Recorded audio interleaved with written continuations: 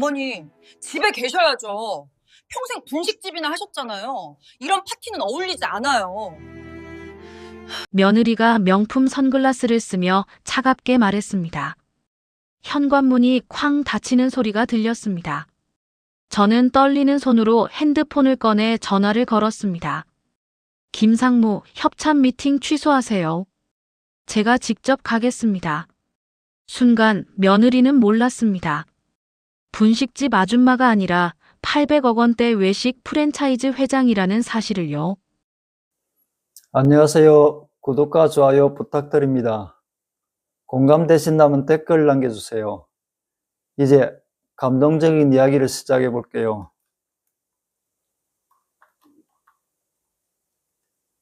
저는 서울 마포구에서 25년을 살다가 얼마 전 강남구 청담동으로 이사한 59세 이영자입니다. 지금부터 제가 직접 겪은 기가 막히고도 통쾌한 이야기를 들려드리겠습니다. 저는 30년 전 29살 때 남편과 함께 마포구의 작은 분식집을 열었습니다. 3평짜리 작은 가게였지만 정성껏 음식을 만들었어요.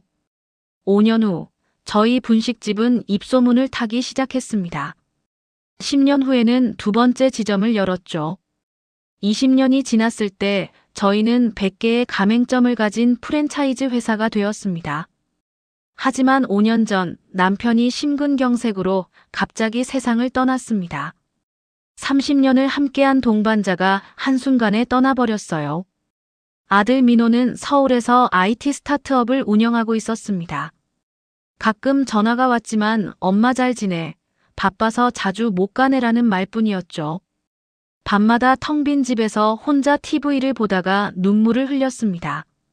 그러던 어느 날 문득 생각이 들었습니다. 내가 아들 옆에서 지내면 어떨까? 제가 이제 59살인데 남은 인생 얼마나 되겠습니까? 돈이 많으면 뭐합니까? 가족과 함께하지 못하면 무슨 의미가 있겠습니까? 3개월 전 아들에게 전화를 걸었습니다. 민호야, 엄마가 너희 집에서 좀 지내도 될까? 엄마, 당연하죠. 오세요. 서연이한테도 말할게요. 며느리 서연이는 아들이 결혼할 때 처음 봤습니다. 인스타그램 팔로워가 50만 명이라고 들었고 명품 인플루언서로 유명하다고 했어요. 결혼식 날 서연이는 화사하게 웃으며 어머니, 잘 부탁드려요. 자주 뵙고 싶어요라고 했습니다. 하지만 결혼 후 며느리를 본 건 명절 때 딱 2번뿐이었습니다. 3개월 전 캐리어 하나의 옷가지를 챙겨서 마포를 떠났습니다. 청담동 신축 빌라에 도착했을 때 서연이가 나왔습니다. 어머니, 오셨어요? 서연이는 미소를 지었지만 눈은 웃지 않았습니다. 어머니 방은 여기예요. 안내받은 방은 작은 창고 같은 곳이었습니다. 다른 방들은 넓고 햇빛이 잘 드는데 제 방만 좁고 어두웠어요. 하지만 저는 아무 말도 하지 않았습니다. 아들 집에 얹혀 사는데 뭐라고 하겠습니까? 그날 밤 저는 방에서 들리는 소리를 들었습니다. 오빠, 시어머니 왜 갑자기 오신 거예요? 저는 싫다고 했잖아요. 서연아, 엄마가 외로우셔서 그래. 좀 이해해줘. 휴, 정말 분식집 아줌마랑 같이 살려니 답답해 죽겠네. 제 가슴이 철렁 내려앉았습니다. 다음 날 아침, 저는 일찍 일어났습니다. 부엌으로 가서 냉장고를 열었어요. 어머니, 뭐 하세요? 서연이가 나왔습니다. 아침 준비하려고. 어머니, 저희는 아침 안 먹어요. 저는 오렌지 주스만 마시고요. 그럼 과일 주스라도 만들어줄까? 어머니, 저희 녹즙기가 100만 원짜리예요. 함부로 만지면 고장나요. 그냥 제가 할게요.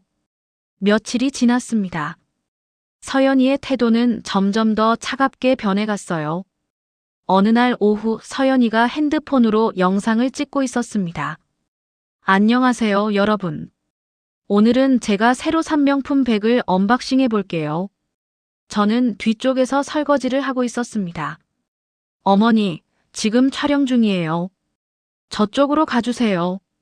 저는 조용히 방으로 들어갔습니다. 그날 저녁 서연이의 영상이 올라왔습니다. 제가 설거지하던 장면은 완전히 편집되어 있었어요. 댓글창을 봤습니다. 집이 진짜 깨끗하네요. 혼자 사세요? 서연이의 답글이 달려 있었습니다. 네, 남편이랑 둘이 살아요. 거짓말이었습니다. 저는 존재하지 않는 사람이었습니다. 일주일이 지났습니다. 서연이는 매일 SNS 촬영을 했지만 저는 단 한 번도 화면에 나오지 않았어요. 어느 날 오후 서연이가 말했습니다. 어머니, 제가 오늘 협찬 제품 받았는데요. 고급 화장품이에요. 근데 제 피부랑 안 맞아서요. 어머니 쓰세요. 박스는 이미 뜯어진 상태였고 몇 개는 사용한 흔적이 있었습니다. 고맙다 서연아. 별 말씀을요. 어차피 버릴 거였어요. 가슴이 아팠습니다. 며칠 후 서연이의 친구들이 집에 놀러 왔습니다. 3명의 여자들이 명품 가방을 들고 들어왔어요. 저는 방에 있다가 화장실을 가려고 거실을 지나갔습니다. 서연아, 저분은 누구세요? 아, 우리 시어머니요. 어머, 시어머니시구나. 안녕하세요. 저도 어색하게 인사를 하고 화장실로 갔습니다. 화장실 문을 닫았지만 거실에서 들리는 소리가 들렸습니다. 우리 시어머니요, 마포에서 평생 분식집만 하시다 오셨어요. 친구들이 웃는 소리가 들렸습니다. 진짜 분식집 사장님이셔? 그래서 집안일 맡기니까 딱 좋아요. 와, 그럼 편하겠다. 시어머니가 다 해주시면. 그죠? 분식집 하신 분이라 요리는 잘하시더라고요. 저는 화장실 변기 뚜껑에 앉아 눈물을 흘렸습니다. 손으로 입을 막고 소리 없이 울었어요. 2주일이 지났습니다. 서연이의 태도는 점점 더 대담해졌습니다. 어느 날 아침, 서연이가 침대에 누운 채로 소리쳤습니다. 어머니, 오렌지 주스 좀 만들어주세요. 지금 설거지 중인데 조금만 기다려. 어머니, 저 지금 급해요. 촬영 스케줄 있어요. 빨리요. 저는 한숨을 쉬며 주스를 만들었습니다. 어머니, 얼음 더 넣어주세요. 이거 미지근해요. 서연아, 얼음 너무 많이 먹으면 안 좋아. 어머니, 분식만 하실 줄 아시지? 이런 고급 주스 만드는 법 잘 모르시죠? 그냥 제가 시키는 대로 하세요. 제 손이 떨렸습니다. 한 달이 지났습니다. 그러던 어느 날 서연이가 말했습니다. 어머니, 이번 주 토요일에 제가 명품 브랜드 협찬 파티에 가요. 그래, 잘 됐구나. 어머니는 집에 계셔야 할 것 같아요.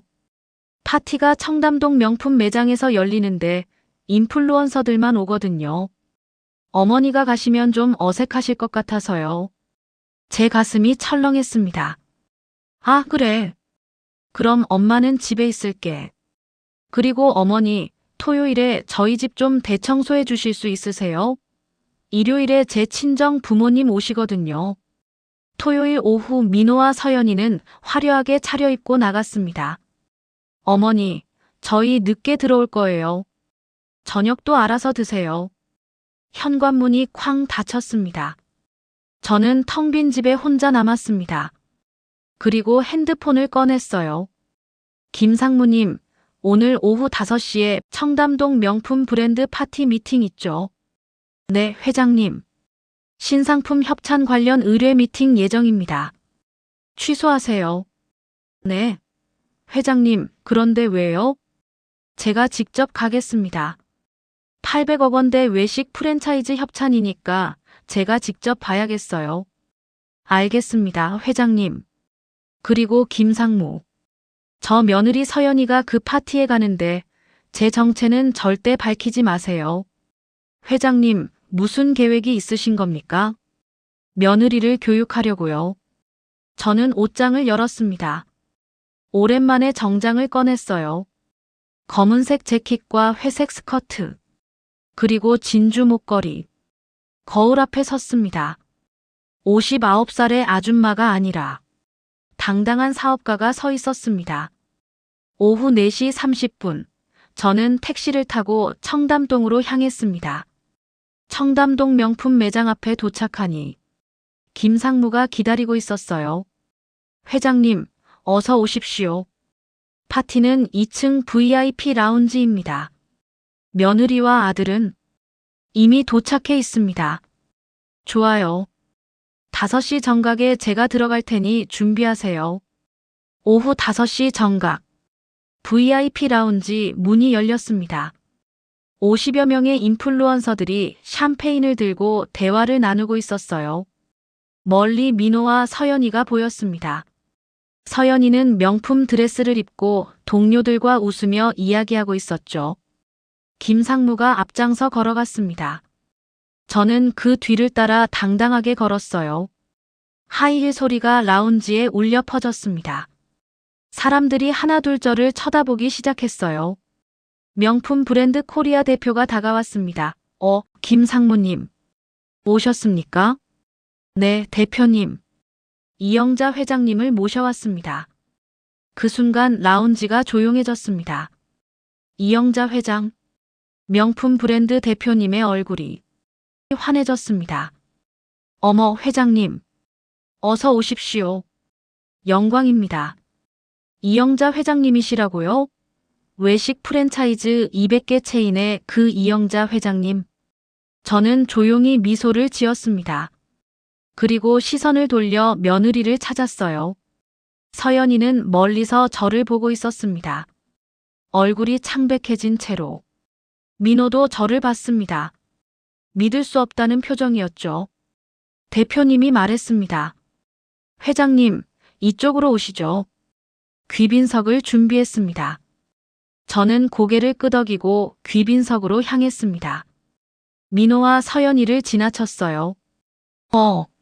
어머니. 민호의 떨리는 목소리가 들렸습니다. 저는 멈춰서서 아들을 봤습니다. 민호야, 오랜만이구나. 어머니, 어떻게 여기에? 나도 초대받았거든. 800억 원대 프랜차이즈 협찬 의뢰인으로. 그 순간 서연이의 손에서 샴페인 잔이 떨어졌습니다. 바닥에서 유리 깨지는 소리가 났어요. 대표님이 다가왔습니다. 민호 씨. 이분을 아세요? 제 아들입니다. 대표님의 눈이 커졌습니다. 아드님이라고요? 세상에, 그럼 민호 씨가 회장님의? 네, 제 아들이에요. 주변 사람들이 웅성거렸습니다. 그럼 이쪽 며느님도? 저는 서연이를 똑바로 쳐다봤습니다. 네, 제 며느리입니다. 서연이의 얼굴이 새하얗게 변했습니다. 30분 후 대표님이 마이크를 잡았습니다. 여러분, 오늘 특별한 손님을 소개하겠습니다. 외식업계의 전설이신 이영자 회장님입니다. 박수 소리가 터져 나왔습니다. 저는 일어나서 마이크 앞으로 걸어갔습니다. 안녕하세요, 이영자입니다. 저는 30년 전 남편과 함께 작은 분식집을 시작했습니다. 그때는 정말 가난했습니다. 하지만 포기하지 않았습니다. 사람들의 시선이 집중되었습니다. 30년이 지난 지금 저는 200개 매장의 프랜차이즈 회사를 운영하고 있습니다. 연매출 800억 원입니다. 사람들이 숨을 죽였습니다. 하지만 돈보다 중요한 게 있습니다. 바로 사람입니다. 저는 서연이를 쳐다봤습니다. 돈이 많아도 사람을 제대로 대하지 못하면 아무 의미가 없습니다. 직업으로 사람을 판단하면 안 됩니다. 서연이가 고개를 떨궜습니다. 사람은 겉모습이 아니라 마음으로 대해야 합니다. 분식집 사장이든 프랜차이즈 회장이든 모든 사람은 존중받아야 합니다. 박수 소리가 터져 나왔습니다. 하지만 서연이는 박수를 칠 수 없었습니다. 눈물을 흘리고 있었으니까요. 파티가 끝난 후 저는 매장 1층 카페로 갔습니다. 민호와 서연이에게 문자를 보냈어요. 10분 후 둘이 나타났습니다. 서연이의 눈은 퉁퉁 부어 있었어요. 민호야, 엄마가 숨긴 거 미안하다. 너희가 엄마를 어떻게 대하는지 보고 싶었어. 특히 서연이가. 저는 서류 봉투를 꺼냈습니다. 이게 외식 프랜차이즈 200개 매장. 연매출 800억 원, 기업 가치 2천억 원. 모두 너를 위해 키워왔어. 하지만 서연이가 문제야. 서연아, 넌 이제 배워야 해. 일의 가치를. 저는 계속 말했습니다. 3달 동안 제 분식집에서 일해봐. 주방 보조로, 홀 서빙, 설거지. 모든 걸 다 해봐. 싫으면 안 해도 돼. 하지만 그럼 우리 관계는 여기까지야. 서연이가 눈물을 흘렸습니다. 알겠어요, 어머니. 할게요. 3달 동안 열심히 하겠습니다. 3달이 흘렀습니다. 저는 가끔 마포본점에 들러 서연이의 모습을 지켜봤어요. 처음 일주일은 힘들어했습니다. 하지만 포기하지 않았어요. 한 달이 지나자 서연이는 완전히 달라져 있었습니다. 새벽 6시에 출근해서 장을 보고 밤 10시까지 일했죠. 주방장이 저에게 말했습니다. 회장님, 며느님이 정말 열심히 하십니다. 처음엔 걱정했는데 지금은 우리 팀의 핵심이에요. 어느 토요일 오후 민호와 서연이가 사무실로 찾아왔습니다. 어머니, 제가 너무 잘못했어요. 그동안 저는 사람을 겉모습으로만 판단했어요. 서연이의 눈에서 눈물이 흘렀습니다. 하지만 3달 동안 일하면서 깨달았어요. 모든 일에는 가치가 있고 땀 흘려 일하는 게 얼마나 소중한지. 저는 서연이를 안았습니다. 괜찮아, 서연아. 넌 이제 변했어. 그날 저녁 우리는 함께 마포본점에서 식사를 했습니다. 서연이가 직접 만든 떡볶이와 순대였어요. 그리고 어머니, 저 결심했어요. 인플루언서 그만두기로 했어요. 이제 명품이나 팔로워 숫자가 중요하지 않아요. 진짜 일을 하고 싶어요. 민호가 말했습니다. 어머니, 서연이가 요리 유튜브를 시작하고 싶대요. 분식 레시피를 알려주는 채널이요. 저는 미소를 지었습니다. 좋은 생각이구나. 서연이가 배를 쓰다듬었습니다. 그리고 어머니, 저 임신했어요. 2달 됐어요. 눈물이 났습니다. 아이고 세상에. 손주를 보는구나. 1년 후, 저는 손주를 안았습니다. 작고 예쁜 남자아이였어요. 어머니, 이름 지어주세요. 준서라고 하자. 준비된 사람이 되라고. 준서는 제 품에서 평화롭게 잠들었습니다. 여러분, 제 이야기를 끝까지 들어주셔서 감사합니다. 저는 한 달 동안 며느리에게 무시당했습니다.